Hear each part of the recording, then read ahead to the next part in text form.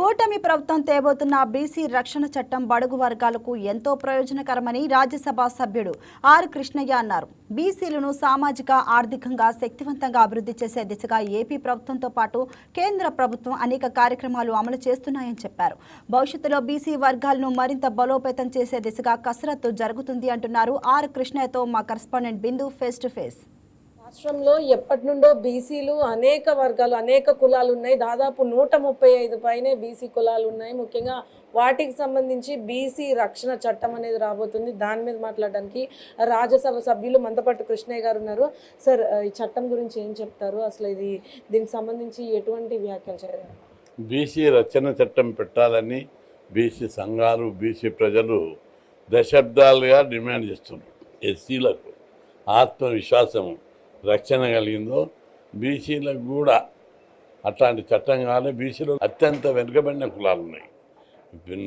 నోడి సంచార జాతులు, అర్థ సంచార జాతులు, ఆశ్రిత కులాలు, ఇట్లా చాలా కులాలు ఎస్సీ ఎస్టీల కంటే పేదరికంలో ఉన్న కులాలు కూడా బీసీ జాబితాలు ఉన్నాయి. వీరు ఇప్పటికీ సమాజంలో సామాజిక వివక్షతకు గురవుతున్నారు, అక్రమ దౌర్జన్యాలకు గురవుతున్నారు, అత్యాచారాలకు గురవుతున్నారు.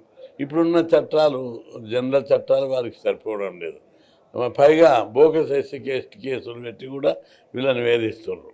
ఇట్లాంటి సందర్భాల్లో ముఖ్యమంత్రి చంద్రబాబు నాయుడు గారు చొరవ తీసుకొని బీసీ దేశంలోనే మొదటిసారి ఇంతవరకు దేశంలో బీసీ సీఎంలు ఉన్నారు. ఉత్తరప్రదేశ్, బీహార్, తమిళనాడు, కర్ణాటక. కానీ అక్కడ బీసీ రక్షణ చట్టం రాలేదు. ఇక్కడ మేము కోరుతున్నాం కానీ తెస్తలేరు. కేంద్రం మీద కూడా ఒత్తిడి తెస్తున్నాం బీసీ రక్షణ చట్టంగా, తెస్తలేరు. కానీ చంద్రబాబు నాయుడు గారు ఎంతో ఉందాగా రక్షణ చట్టం తేవడాన్ని మేము ప్రశంసిస్తున్నాము. ఇది దేశానికే ఆదర్శం. ఈ చట్టం ద్వారా ప్రజల లోపల మనోధైర్యం, ఆత్మవిశ్వాసం, ఆత్మనిబ్బరం కలుగుతుంది. ప్రజలందరూ కూడా దీనికి హర్షిస్తున్నారు. చంద్రబాబు చేస్తున్నటువంటి ఈ రక్షణ చట్టము దీని ప్రభావం ఇతర రాష్ట్రాలు కూడా ఆదర్శంగా తీసుకొస్తారని నేను ఆశిస్తున్నాను. బీసీలకు సంబంధించి కుల విభజన కుల ఎంతవరకు ఆవశ్యకత సార్? ఇది బీసీలకు అభివృద్ధి చేయడం అనేది కుల విభజన కాదు. కులగణన కేంద్ర ప్రభుత్వం కులగణన చేయాలని మేము చాలా రోజులుగా డిమాండ్ చేస్తుంటే ప్రధానమంత్రి నరేంద్ర మోడీ గారు ఈ దఫా జరిగే జనగణనలో కులగణన చేస్తూనే అన్నాడు. కులగణన చేయడం అనేది ఒక చరిత్ర. 78 ఏళ్ళ నుంచి ఏ పార్టీ గత ప్రభుత్వాలు ఎవరు కూడా చేయలేదు. ప్రధానమంత్రి నరేంద్ర మోడీ చొరవ తీసుకుని కులగణన చేపడుతుండు.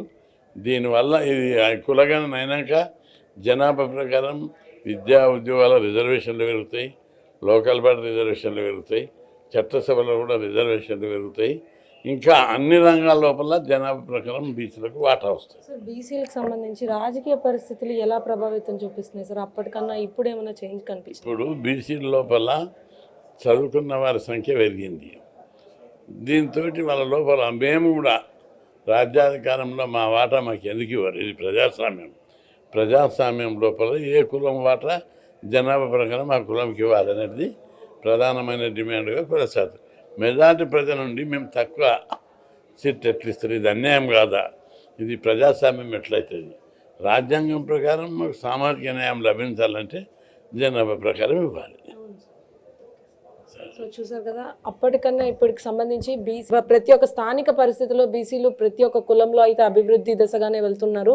రానున్న రోజుల్లో ప్రతి ఒక్క కులం బీసీలో ఉన్న ప్రతి ఒక్కటి కూడా అభివృద్ధి, సంక్షేమం మరియు బిడ్డల యొక్క భవిష్యత్తు ముందుకు తీసుకెళ్లే విధంగా అయితే రాష్ట్రం ఉండబోతుందని కూడా రాజ్యసభ సభ్యులు కృష్ణయ్య చెప్పడం జరిగింది. ఇది ఇక్కడ పరిస్థితి. వీడియో జర్నలిస్ట్ విశ్వనాథ్తో బిందు, YK న్యూస్, విజయవాడ.